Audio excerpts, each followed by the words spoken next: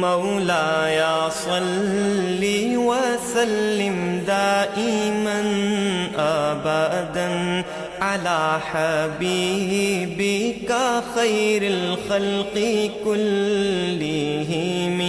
سامعین کرام، آج کا موضوع کیا ہمیں اپنے مال و جان کا اختیار اللہ تعالیٰ کے حوالے کرنا بہت ضروری ہے؟ جی ہاں، بہت زیادہ ضروری ہے۔ اس کی وجہ یہ ہے کہ اللہ تعالیٰ نے ہماری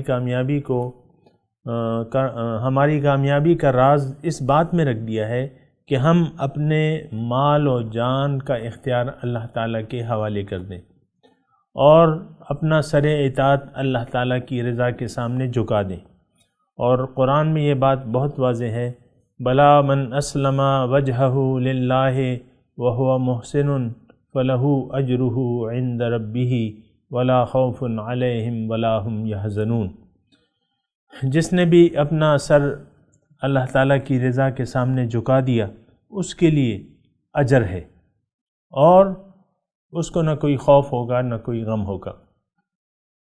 عام طور پہ اس بات سے ہم لوگ یعنی عوام کی اکثریت اس بات سے غافل ہے، اور یہ اپنے مال و جان کا اختیار انہوں نے نہ کسی کو دیا ہے نہ کسی کو دینا چاہتے ہیں۔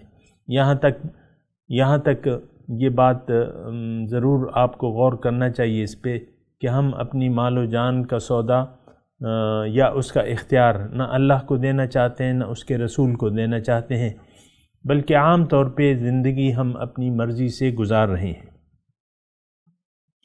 یعنی اپنے زندگی خود اپنی خواہشات کے تحت گزار رہے ہیں۔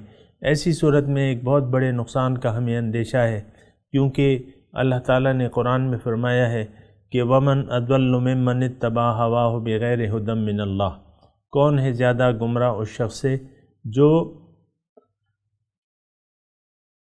اپنی خواہشات نفس کے مطابق زندگی گزار رہا ہو بغیر اللہ تعالیٰ کی ہدایت کے۔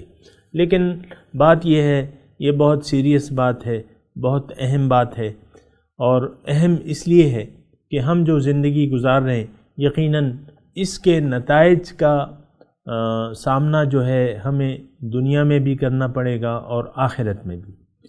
اور جس شخص نے بھی دنیا کی زندگی میں اللہ تعالیٰ کو یاد نہ کیا، یعنی جس کا دل اللہ تعالیٰ کی یاد سے غافل ہے، جس نے اللہ کی یاد سے اپنا رخ موڑ کے دنیا کی طرف کر لیا ہے اور اب اس کے دل میں دنیا ہی کی یاد ہے، تو اللہ تعالیٰ نے فرمایا ہے قرآن میں کہ اس شخص کی زندگی میں اس پر دوبر کر دوں گا، یعنی بہت پریشان کن حالات میں یہ زندگی گزارے گا، اس کو اطمینان قلب حاصل نہیں ہوگا۔ من اعرض عن ذکری فإن له معیشۃ ضنکا، جس نے بھی میری یاد سے منہ موڑ لیا تو اس کی زندگی جو ہے میں اس پر اجیرن کر دوں گا، سکون قلب اس کو میسر نہیں ہوگا۔ ضرورت اس بات کی ہے، حقیقت میں ضرورت اس بات کی ہے کہ ہمیں دنیا اور آخرت کی بھلائیوں کے لیے اللہ کو اپنی منزل بنانا ہوگا۔ ہم دنیا میں آئے ہیں دنیا کے لیے یا دنیا کی کامیابی کے لیے ہرگز نہیں آئے۔ اللہ تعالیٰ نے ہمیں اخروی کامیابی کے لیے پیدا کیا ہے۔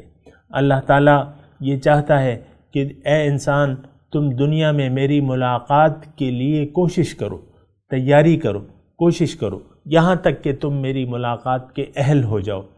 اور اس کے لیے ضروری یہ ہے کہ تمہیں جو اختیار میں نے دیا ہے تم وہ اختیار میرے حوالے کر دو، زندگی اپنی مرضی سے نہ گزارو بلکہ زندگی میری مرضی سے گزارو۔ وَإِمَّا يَأْتِيَنَّكُم مِّنِّي هُدًى فَمَن تَبِعَ هُدَايَ فَلَا خَوْفٌ عَلَيْهِمْ وَلَا هُمْ يَحْزَنُونَ۔ میں تمہیں بتاؤں گا، ہدایت میں تمہیں دوں گا، زندگی گزارنے کا طریقہ میں تمہیں بتاؤں گا کہ کس طریقے سے تم نے زندگی گزارنی ہے۔ تو اگر تم اپنے مقصود حیات میں کامیابی چاہتے ہو، یعنی اللہ کا تقرب چاہتے ہو، اللہ سے ملاقات کرنا چاہتے ہو، اللہ کا دیدار کی خواہش رکھتے ہو، تو تم اپنی مال و جان کا اختیار مجھے دے دو، اور مجھے اس صورت میں دو گے کہ جب تم میرے نبی یعنی محمد الرسول اللہ کے طریقے کے مطابق زندگی گزارو، تو پھر تم سے میں راضی ہو جاؤں گا، اور نہ صرف راضی ہو جاؤں گا بلکہ میں تمہیں اپنا محبوب بنا لوں گا۔ وآخر دعوانا ان الحمد للہ رب العالمین۔ مولاي صل وسلم دائما أبدا على حبيبك خير الخلق كلهم